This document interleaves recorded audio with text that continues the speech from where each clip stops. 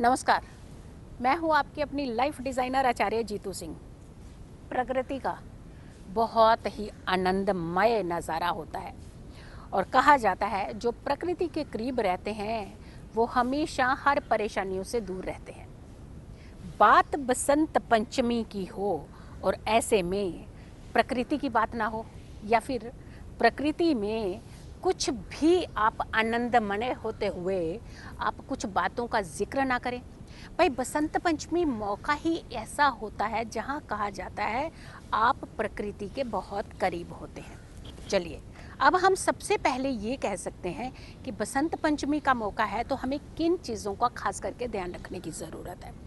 ये वो अवसर होता है जहाँ कहा जाता है कि आप एक नहीं हज़ारों समस्याओं के समाधान पा सकते हैं।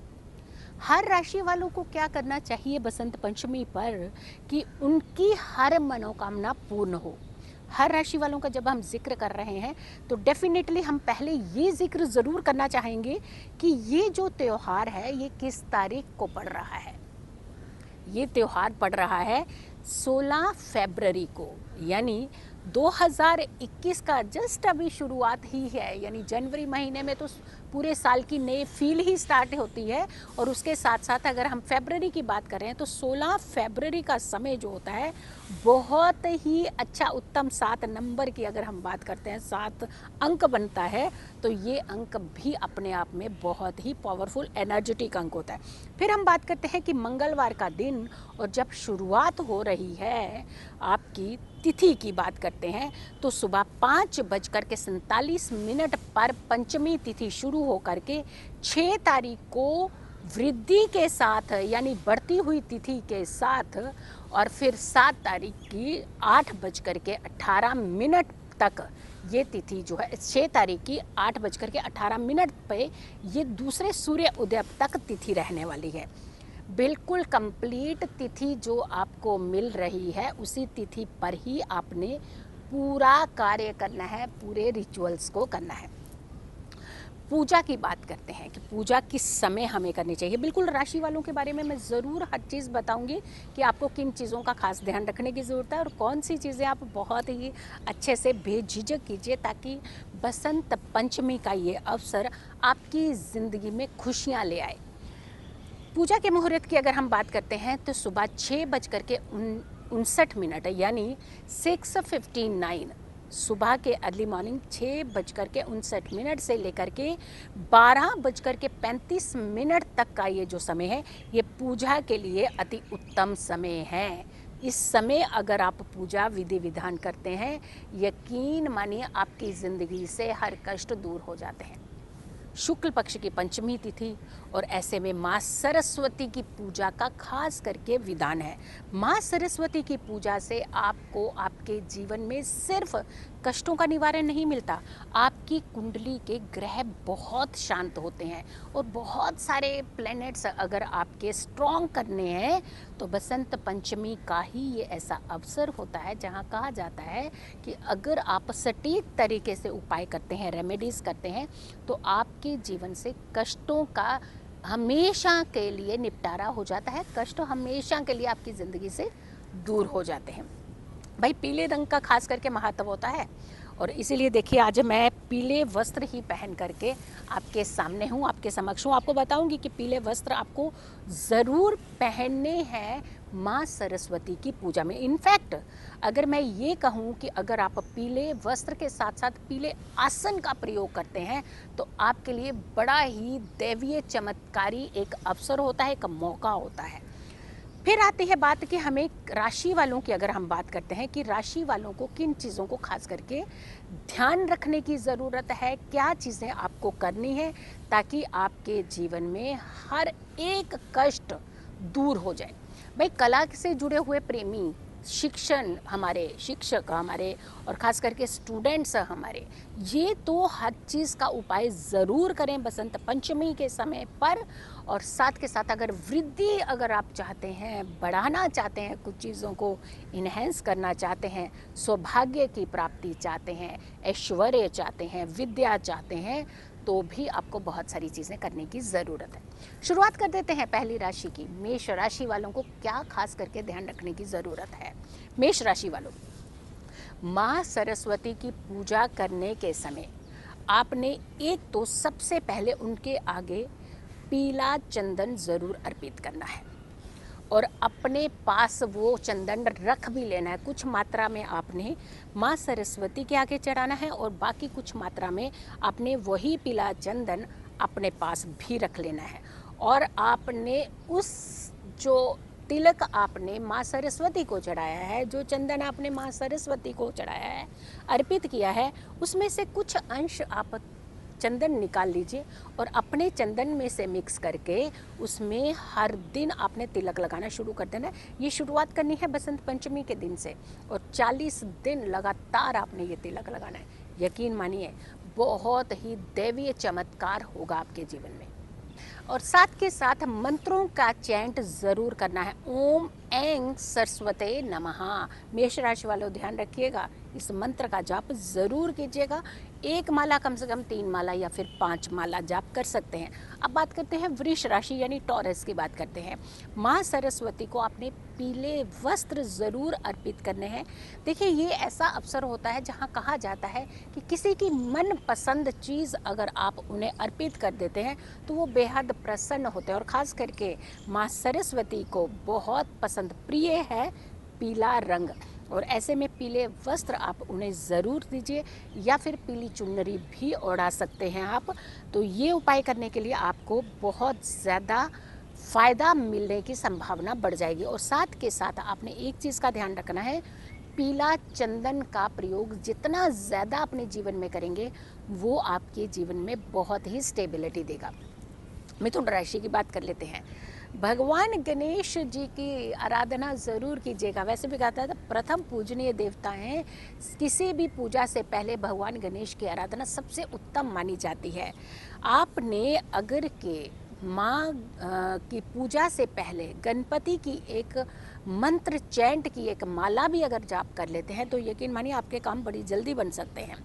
ओम गंग गणपते नमः, इस मंत्र का एक माला जाप ज़रूर कीजिएगा और उसके बाद माँ को आपने चंदन ज़रूर अर्पित करना है, सफ़ेद चंदन और साथ के साथ चंदन की माला अर्पित ज़रूर करनी है। आपके सारे विघ्न दूर हो जाएंगे, आपके सारे कष्ट दूर हो जाएंगे और माँ सरस्वती स्तोत्र को पढ़ने से कहा जाता है वैसे भी कष्टों का निपटारा होता है, कष्ट निपट जाते हैं, कष्ट हमारे आसपास नहीं रहते हैं। तो ऐसे में सरस्वती स्तोत्र जरूर पढ़ें आप। अब बात करते हैं कर्क राशि की यानी कैंसेरियन।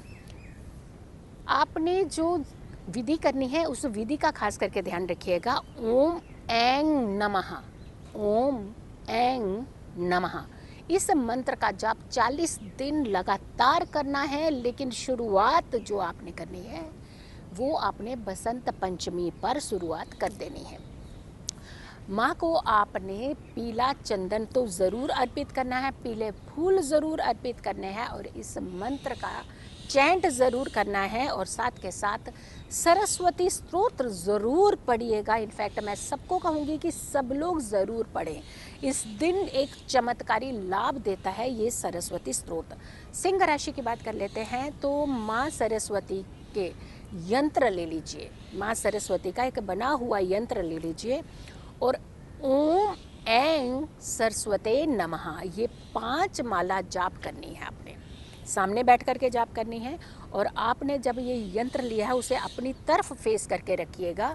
माँ के सामने रखना है, उनके आगे रखना है, बट टूवर्ड्स योर फेस, यानी उसका जो फेस होगा, जो उसका फ्रंट पोर्शन होगा वो आपको दिखना चाहिए। आपने पूरा ओम ऐं सरस्वते नमः ये 5 माला जाप करना है और उसके बाद आपने इस यंत्र को उठा लेना है, पीले कपड़े में लपेट करके हमेशा अपने सामने रखना है। लेकिन रखने से पहले सरस्वती स्तोत्र ज़रूर पढ़ लीजिएगा।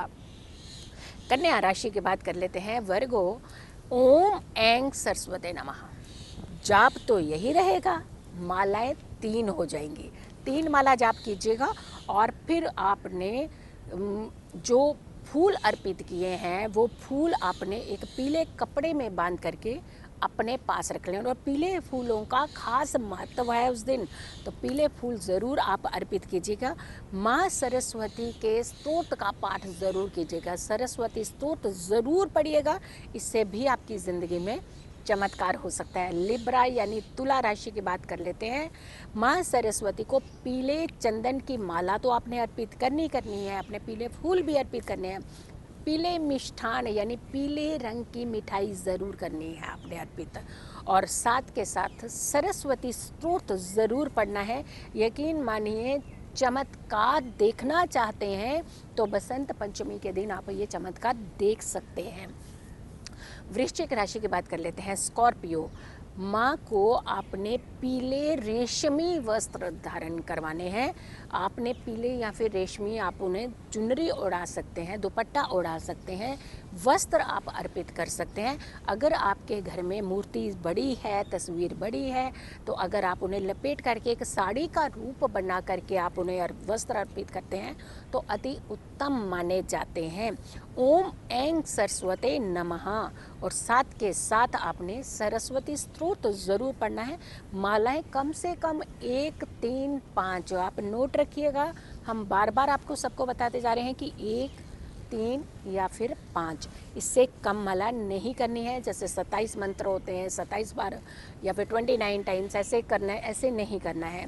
या तो पूरी 1 माला कीजिएगा कंप्लीट, या फिर 3 माला कीजिए, या फिर 5 मालाएं ज़रूर कीजिएगा। धनु राशि की बात करते हैं। धनु राशि वालों, माता सरस्वती को आपने पीले वस्त्र तो अर्पित करने ही करने हैं, पीला चंदन ज़रूर अर्पित करना है, और साथ के साथ पीले फूल ज़रूर अर्पित करने हैं। देखिए, ये चीज़ें जो हम बता रहे हैं ये ज़रूरी करनी है।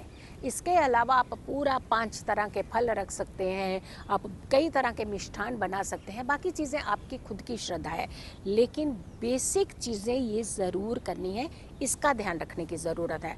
पीला चंदन भी साथ में रखना है अपने धनु राशि वालों, और साथ के साथ लक्ष्मी स्तोत्र का पाठ आपने ज़रूर करना है, और ओम ऐं इस मंत्र का जाप भी करना है आपने 3 मालाएं।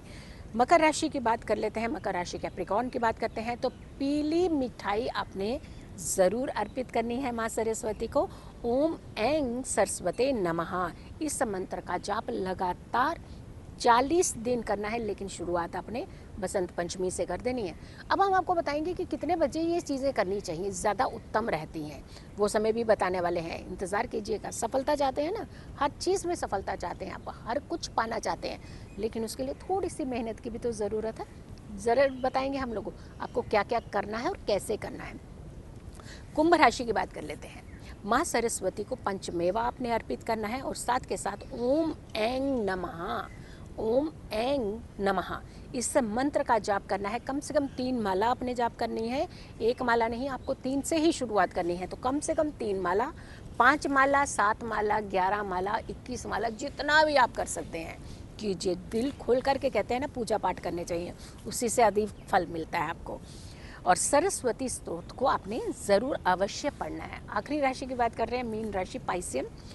माँ सरस्वती को पीले वस्त्र, पीला चंदन और साथ के साथ आपने पीले फूल ज़रूर अर्पित करने हैं। ओम ऐं सरस्वते नमः इस मंत्र की कम से कम 5 माला आपने ज़रूर करनी है जप, और उसके बाद सरस्वती स्तोत्र ज़रूर पढ़ना है। ये तो हो गया आपने किस राशि वालों को क्या चीज़ करनी है, ये ज़रूरी करनी है। इसके अलावा आप जो करना चाहते हैं कर सकते हैं। अब आती है बात कि समय का जो चुनाव है वो कब करना चाहिए। ये समय का चुनाव आपने, एक तो सूर्य उदय से पहले उठ जाइए, सूर्य उदय से पहले ही उठिएगा, ये ध्यान रखिएगा। ये सोते नहीं रहना है, सोते रह जाओगे तो फिर बहुत कुछ खोते रह जाओगे, खो ही जाओगे, इनफैक्ट खुद भी ज़िंदगी में खो जाओगे। एक तो आपने सूर्योदय से पहले उठना है, और दूसरी बात आपने ये जो विधि है इसे 8:30 बजे से लेकर के 12 बजे के बीच अगर करते हैं तो अति उत्तम रिजल्ट देती है। तो आप इसी समय का चुनाव कीजिएगा, और आप जो पूजा पाठ, दान, जप, तप जितना आज के दिन कहते हैं इस बसंत पंचमी के अवसर पर आप बढ़ाते हैं, उतना ही आपके जीवन में कष्ट दूर होते हैं, सुखों का आगमन होता है। बसंत पंचमी की आप सभी को ढेरों ढेरों ढेरों शुभकामनाएं हैं। आपके जीवन में हमेशा खुशियों की बरसात होती रहे। अगर आप लोगों ने अभी तक मेरे YouTube चैनल को सब्सक्राइब नहीं किया है तो ज़रूर कीजिएगा, बहुत सारे लोगों तक ये वीडियो से शेयर कीजिएगा। और आपको अपने जितने व्हाट्सएप ग्रुप पर है, सबसे पहले ये चीज़ का ध्यान रखिए, सब व्हाट्सएप ग्रुप पर इस वीडियो को शेयर कीजिएगा। हो सकता है किसी भी राशि वालों को ये आपकी वीडियो फ़ायदा दे सकती है।